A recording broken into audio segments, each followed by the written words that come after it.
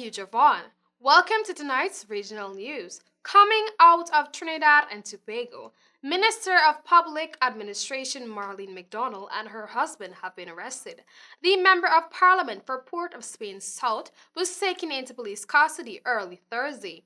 The arrests were made at the couple's home at around 4 a.m. by police executing a search warrant. The detention came after police went to the Director of Public Prosecution Rogers Gaspard with an investigation filed on Tuesday. McDonald, a cabinet minister, is being investigated on the allegation of misappropriation of public funds.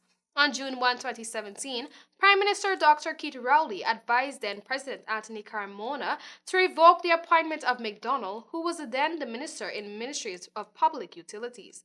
McDonald had only recently been sworn in as minister in the Ministry of Public Utilities after a 16-month period of absence from the cabinet. On August 2, Rowley reappointed McDonald to the post of Minister of Public Administration. And now we turn to Barbados. The young mother and wife whose family died in the tragic fire of July 24 has broken her silence, publicly forgiving her husband, opening up about having her ability to grieve taken away, and touching on persistent rumors. In a heartbreaking post on Facebook, Giovanna Astrid Barrow said she loved her children and her husband, had forgiven him, and all she ever wanted was a family, as she announced the funeral arrangements for August 23. She also posted a picture of the obituary. I quote, "Here is what I will say in this post. My ability to grieve has been stripped from me the same way my children were abruptly and without reason," end of quote, Giovanna said. Carlias Barrow, 42, and children 22-month-old Royden and 8-month-old Ria Anna died in a fire at the Regency Drive, Warrens Park, South St. Michael, the circumstances of which are still being investigated by police and fire officers. Giovanna revealed that on July 22, a day before her birthday, she went to court to secure access to the children as there was no divorce or legal separation from her husband, who had restricted access to them. An interim order gave her Thursday to Sunday and Carlias the 3 other days. On her 21st birthday, she went to work happy at the prospect of seeing her babies the next day after 2 months. And still in Barbados, former Minister of Industry and Commerce Donville Innes will be in court again on Friday in the United States.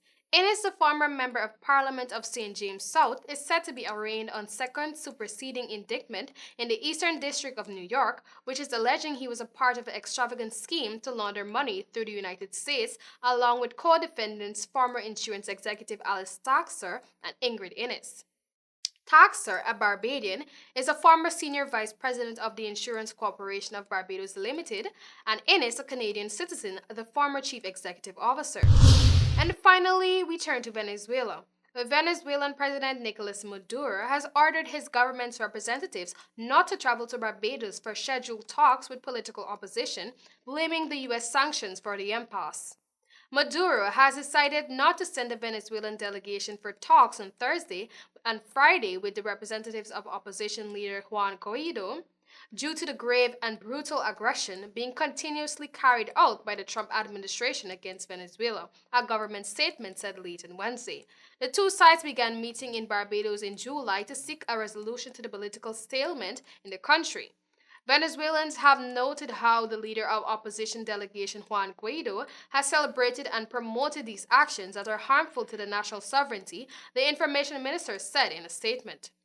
Venezuela is willing to review the mechanisms of this process such that its continuation is effective and in tune with the interests of the people. On Monday, U.S. President Donald Trump ordered a freeze on all Venezuelan government assets in the U.S. and barred transactions with its authorities.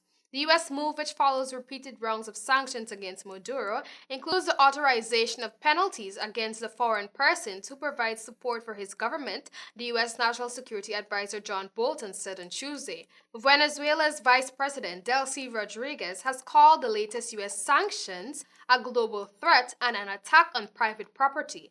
And that's all for tonight's regional news. Thanks for watching.